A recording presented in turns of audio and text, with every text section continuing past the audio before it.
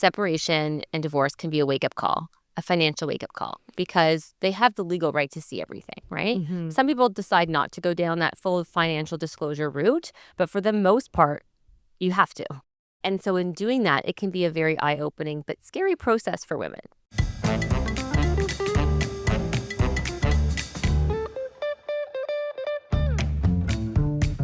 Gloria Steinem once said, "We will never solve the feminization of power until we solve the masculinity of wealth." Barbara Provost and Maggie Nielsen are the team at Purse Strings that will help you navigate the ins and outs of financial independence so that you can be financially fearless. This is Women in Money, the shit we don't talk about. I love when we have another duo with us. So today we have Alex and Amanda. So before we dive in, let's share who you are and what you do.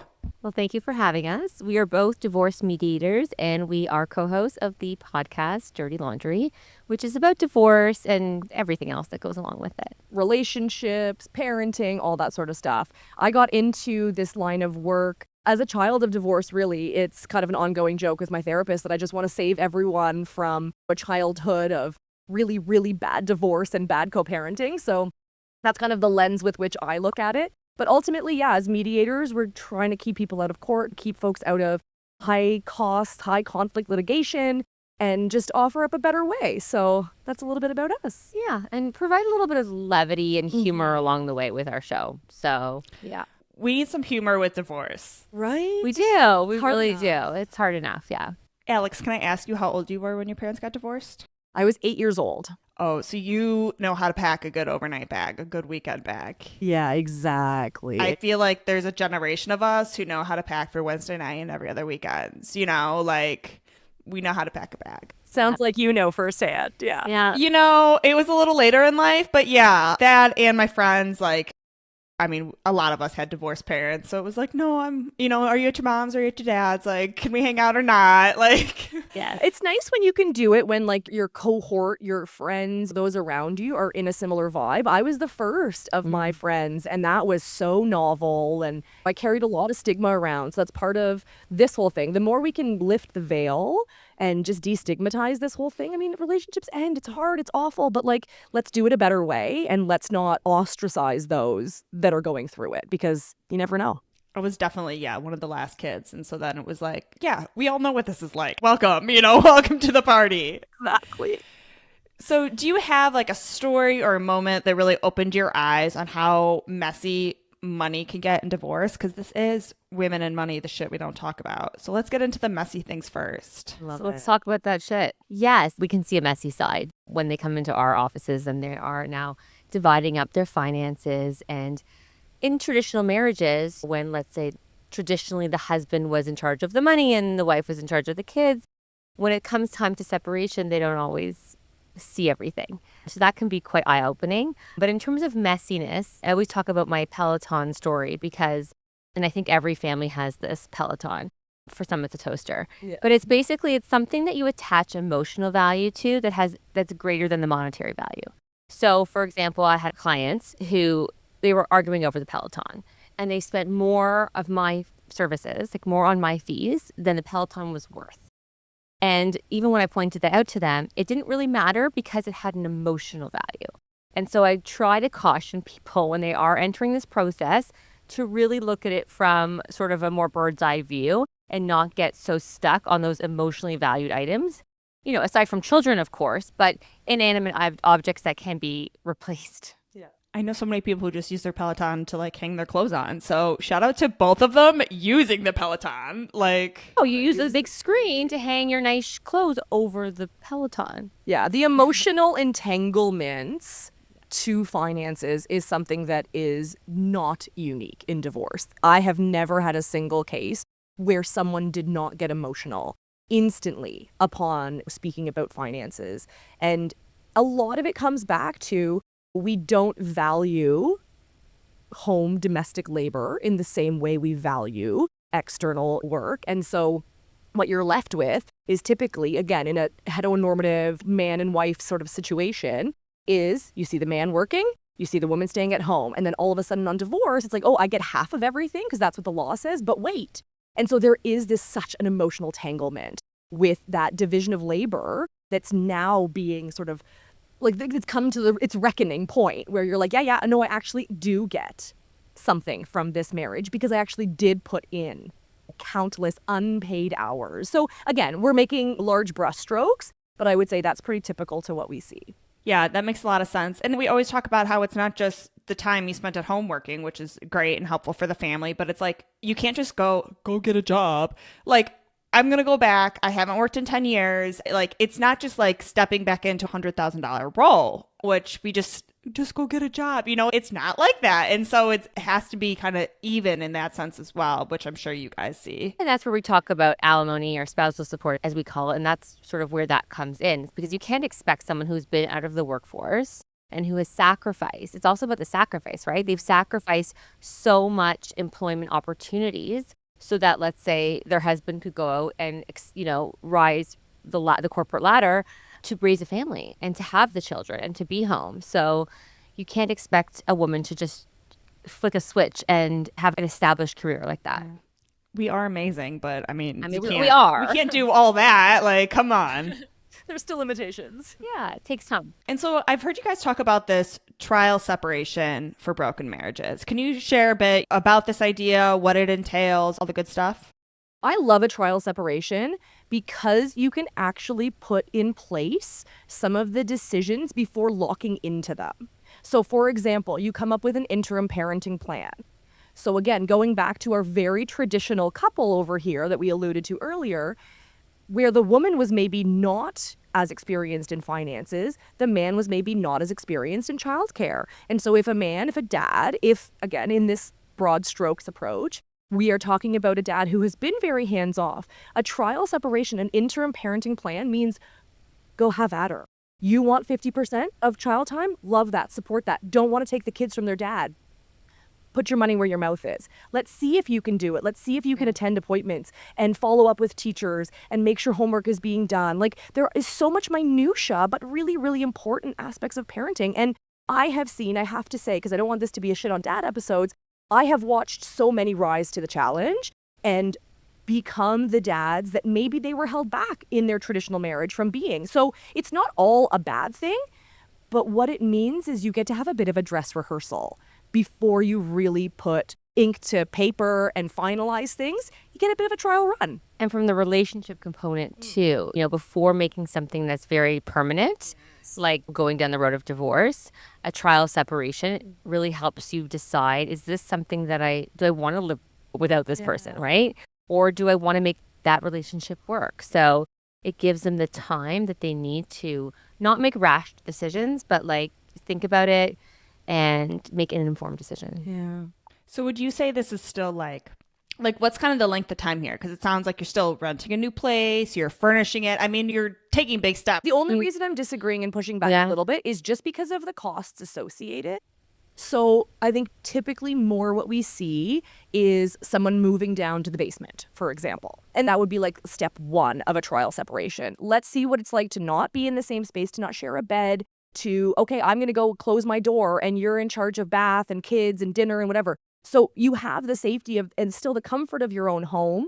You're offering your children this sense of security. Nothing in their life has really changed because kids don't really realize if one parent moves to the basement or is sleeping, so I'm not feeling well or what. I mean, you can kind of depending on their age. Yeah, fair point. Yeah. But it's a bit more of a gradual thing. And I think, again, just because of the rising costs of living, it's really hard to be like, yeah, I'm going to go get an apartment and furnish it and move out and be paying for two places. And ultimately, that's going to be the reality if you do go through with your divorce. So again, a good opportunity to see what budgeting looks like and what the cost of living on a single income, et cetera, looks like. But I think, if folks are considering it, if you have the luxury in your own space of doing that, of separating physically, but maintaining your home, because there's going to be such a financial burden. Divorce not only costs a lot to actually do the divorce, but then you're running two households, often on the same income you had during your marriage when you were running one. So there's a lot to consider. It's something you don't want to rush into. It does take a significant amount of time to really get into the new routine, to really test out what a trial separation looks like. So don't do it for 6 weeks, then be like, wow, this isn't working. Let's quit. It's like, do take the time. Yeah. Okay. Do you guys have any insight of success or kind of results that you've seen from that? Do you see more people kind of be like, yeah, we want to stay separated, or more people being like, actually, I didn't realize how much you did for all of us? It is a good question. Do I see reconciliation? I have seen that. I think that time, that trial time, gives you time to process and get the clarity. I always feel like you can't have that clarity until 6 months, a year, sometimes longer down the road. You can't be expected to see like you will be in that time. So I think that it really offers you that time to really think about what you want. And maybe it is a reconciliation. We have seen that. I had Yeah. one actually early on in my career, which was so interesting because I was like, oh, this is cool. Like, I didn't expect this in my practice. But they had done a trial separation. They were physically separated, but in the same matrimonial home. And again, they developed this parenting plan. And all of a sudden, the wife was like, oh, I'm getting the help I need. They were in conversation with me, which is not therapeutic, to be clear. Mediation is not therapy, but it is very, like, you have your ability to voice your concerns, to state your needs, to air your grievances.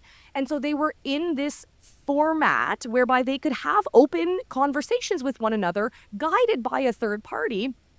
And the result was, oh, we just really were lacking in communication. We just really didn't understand what the other was going through. And now we do. And in doing this interim parenting plan, we've learned that, like, yeah, we're both capable. We both need time off of parenting, and we both can do the job. So one was able to pull back, one was able to step in, and all of a sudden there was more balance.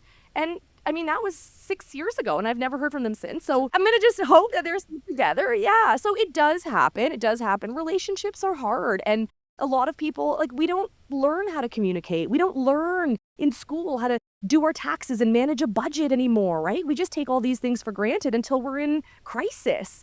And then we're so quick to pull the plug. And so, you know, some folks go to couples counseling, some people do a trial separation. It's whatever makes sense in your relationship.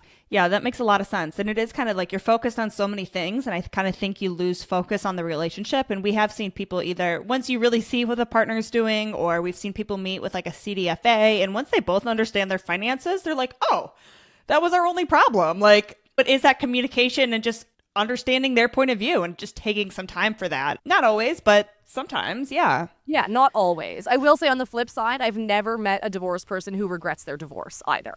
That's true. I have yet to. Take with that what you will. Exactly. And that could be because of the process, or there's all kinds of reasons for that. But so far, I have yet to encounter that. Where do you see women getting the most blindsided financially kind of in this legal process?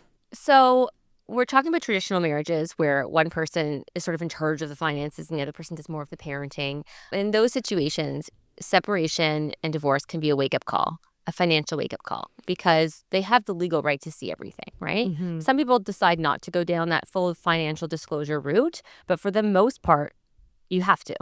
And so in doing that, it can be a very eye-opening but scary process for women. So for example, if you've never seen a property tax bill or a hydro bill, or you don't know anything about your investments or your debt, it can be quite intimidating to take that on. And so we walk them through it. We work also with financial analysts that we might pair up with someone to like actually translate it all into understandable language. But sometimes people are caught off guard, women especially, about their financial circumstance. Maybe they thought that they had more than they did, like their family was spending, their family was living a lifestyle that maybe they actually couldn't afford, or they were living off of debt.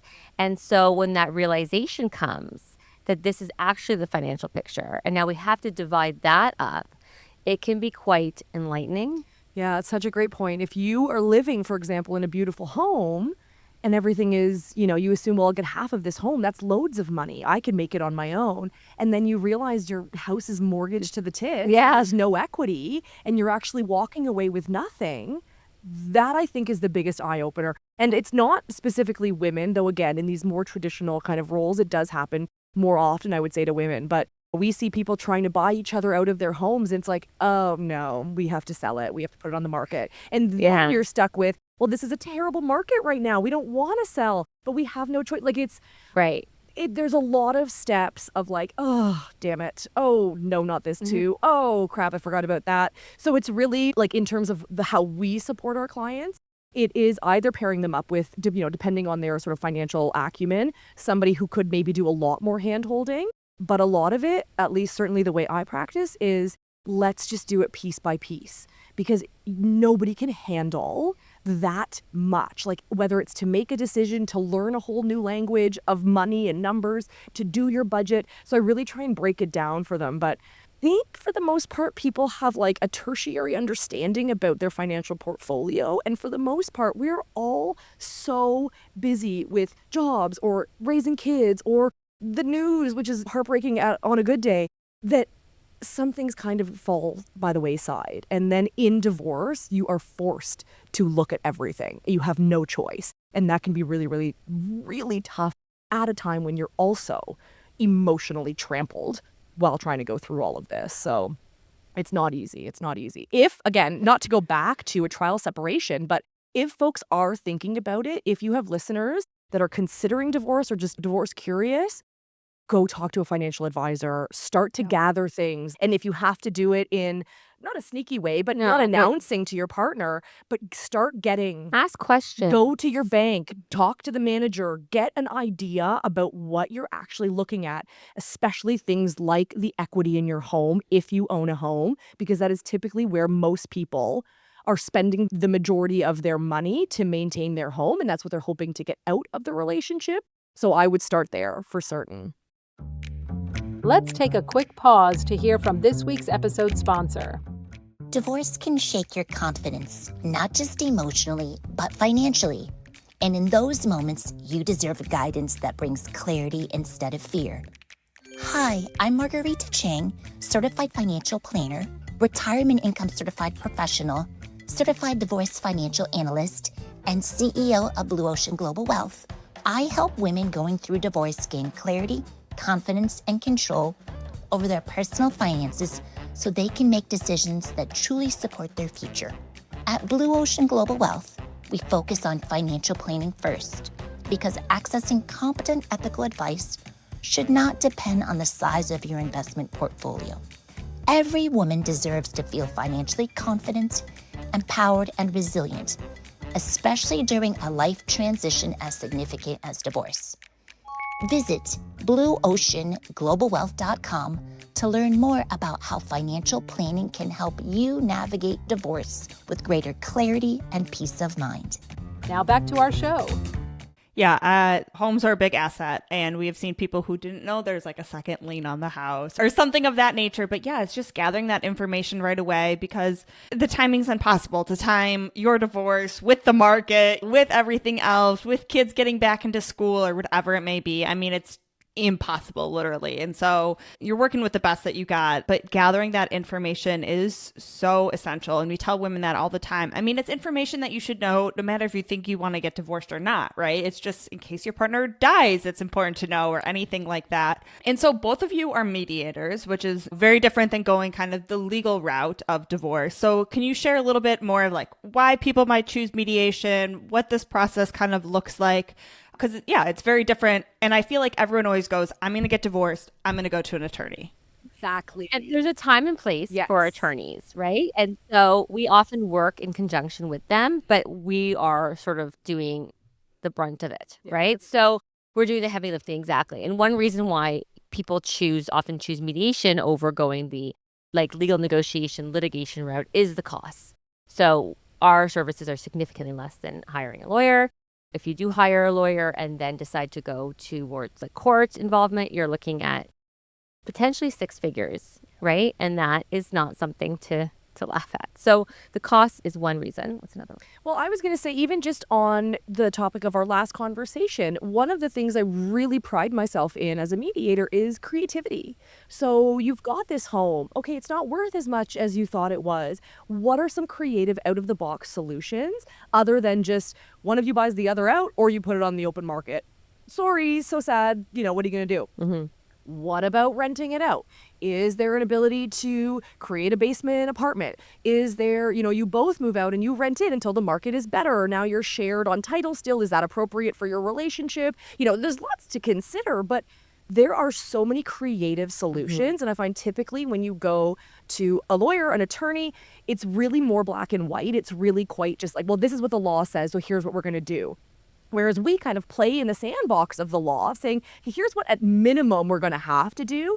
But let's think about what we could do. And if you have a couple that's still really willing to work together, and this is again where I really advocate for the children, what's in the best interest of the kids? For you to sell this asset, which could go up $100,000 by next year when the markets are better and there's not a war? Or do you need to sell it today and invest that money into something and rent a place? Do you need to buy a place straight away? Well, it's not a good time to sell, but it could actually be a good time to buy. So what does that look like? So really having those fulsome conversations. And as Amanda said, because we cost less per hour and because that cost is shared between the two parties, so we're really 50%, we can take the time to really get a good sense of what do these people actually need?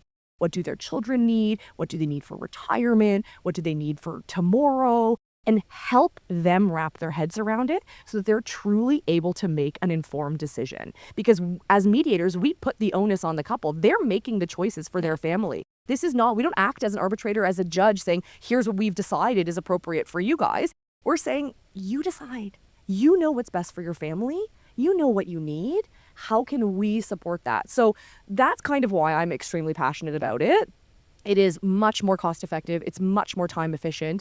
And it puts the power into the people, into the divorcing parties, as opposed to a third party exterior. It also teaches them how to handle conflict. So if you have two lawyers who are adversarial, if you have a conflict, well, what do? I'm calling my lawyer. They're going to write an expensive letter or they're going to put in something to the court. That's how the conflict is dealt with. That's not how we handle it, right? We are teaching our parents that we're working with how to handle conflict now, but also how to handle it 5 years from now. Future. Right? So it doesn't have to escalate. And that to me is an invaluable part of mediation, is learning that, okay, we have an issue. These are the remedies that we have in place to deal with them. And then if we don't, what happens? So just that education, that learning that it's a new relationship that you're building, right? So however contentious the marriage was or the breakup was, if you have kids, you now need to co-parent in some capacity, and you're going to have to get along for the purposes of raising those kids. Yeah. You move from a romantic partnership to a business partnership. You're in the business of raising your children.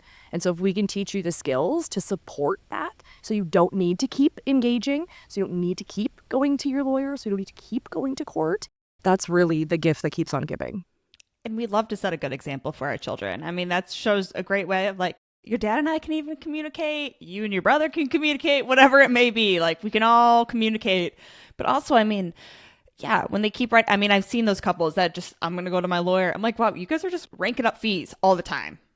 Like, you must have a lot of disposable income if that's all going to the attorney. And can I be your attorney? Right. Love when I have couples that just they'll threaten that, things aren't going their way. Well, I'm going to court. And I go, okay, that's so great. So instead of us planning for your children's university or college, we could just hand that money over to your lawyer so that they could pay for their kids' university or college. That's a great strategy. Like, come on, people. And I know it's emotional. I totally empathize. Part of it, yeah. And that's where we get to be the experts to say, here's your reality check. Here's what this really looks like. Plus, you're going to court in 2 years. So in the interim, let's keep working together. We could try and get it done. We can just keep going. Yeah. Try, exactly. And so how many hours would you say people kind of spend with you? Like, I mean, to get to court, it takes 2 years, you're saying. So it sounds like it's much quicker with you. And then who else do you have on your team when you go through mediation? As we love a team here at Purse Strings. We love a team. We saw that on your website. And I was yeah, like, they're a roster. These are our gals. Team-wise, we have mortgage specialists, we have real estate agents, we have therapists, we have family lawyers, we have financial analysts. So all of these people that we can bring in if they're needed. And in terms of timeline. Well, I was going to say, and all that specialize, that niche out to divorce. Yes. So your financial analyst is divorce specific. Your mortgage broker is divorce specific so that they can get you a mortgage without a signed separation agreement, right? So we really build a team that are so niched to specifically divorce because it's too much. It's too much. The loans in divorce for a house, so nuanced. I'm like, wow, the more you learn, the less you know. It's so true.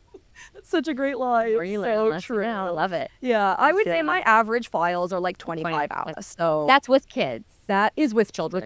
Yeah. That's a whole new complexity, right? Your separation agreement is basically 50% parenting plan and then 50% financials. So if you don't have the kids, obviously it's much more expedient. Yeah. Yeah, that makes sense. And so if we get through the process, and now we're talking about women navigating life post-divorce, how do you suggest to rebuilding kind of that self-trust around, spending habits and anything else kind of just going on in life? You always were capable. Yeah. But that's what I want to tell women is that even if someone, maybe it was your former partner, told you weren't, or told you spent too much, or didn't know anything about money, that's bullshit. You're a capable woman and you can figure it out and do it yourself. And that's sort of the message that I want women to walk away with. And it's often the message that I will tell my clients. Yes, it's overwhelming. It seems overwhelming right now. It seems like it's insurmountable. How are you going to manage budgeting and paying your taxes and paying your bills? But women have done it before. They're doing it now, and you will get through it too. Yeah, I love that. I feel like we've already touched on a lot of great topics so far. Is there anything that we haven't touched on that you want to make sure our audience knows about in the divorce process or just the mediation process in particular? I think don't be afraid to reach out to professionals because you cannot do it alone. And just because your neighbor went through it or your best friend went through it and you're like, oh, well, I have all the support I need because they went through it too. It's not the same as hiring an expert. It's just not, because we might give you alternatives that you, just like Alex was saying about the house, that you might not have thought of. And so the creativity that we bring to the table is really unique. And so don't do it alone. Don't, and really watch where you get your information from. Make sure it's vetted. Make sure it's an expert. And their mother is going to have an opinion about your divorce. So be careful who you listen to. Yeah, and a social media page that's all about this that may not be grounded in anything factual. Yeah. Build a team. I think you hit the nail on the head with the last question. Divorce touches, I think, literally every industry. Like if you look at how many decisions are involved in ending a marriage and disentangling a partnership, it touches everything. And so you can't possibly be an expert in everything. And don't expect, if you're hiring only a lawyer, that they're going to be the experts in everything. Don't expect that if you go to a therapist, that they're going to be an expert in your finances. Like, you do need a whole team. And to be clear, I know that there are so many barriers to entry. Experts cost you a lot of money. You've got to think long term, because the mistakes you make today could actually cost you so much more in the future. It's worth the investment of building out your team, ensuring people that are really, really experts in that field have your back, because you could spend your lifetime trying to learn all of this and still not know, because you're still emotionally entangled in these decisions. So yeah, I really want to empower your listeners to say, yes, A, you can do it, and B, the way you do it is information gathering. Go get those financial statements, go talk to people, go ask those questions. Do not feel ashamed if you don't know, because you don't know. And that's okay. You can't live in the past going, oh, if only. All you can do is what's best for you tomorrow. And so first step is get that information, get a sense of what this looks like, and then take a step forward. Yeah, I love that. When we always say, lawyers, they're great at the law. They're great at the law, but we all have our strong suits, and that's why we hire a trainer at the gym, and that's why then we hire a nutritionist, right? And then you have your doctor. They all do different things, and they work really nicely together. Exactly. So after everything you've seen, what does financial freedom look like for you and look like for women coming out of divorce? Yeah, I love that. I see like my clients a year later or 6 months later, they're just down the road having that autonomy, that financial autonomy of like, if I want to take a trip, or if I want to take a loan, or if I want to pay for something, I get to decide it.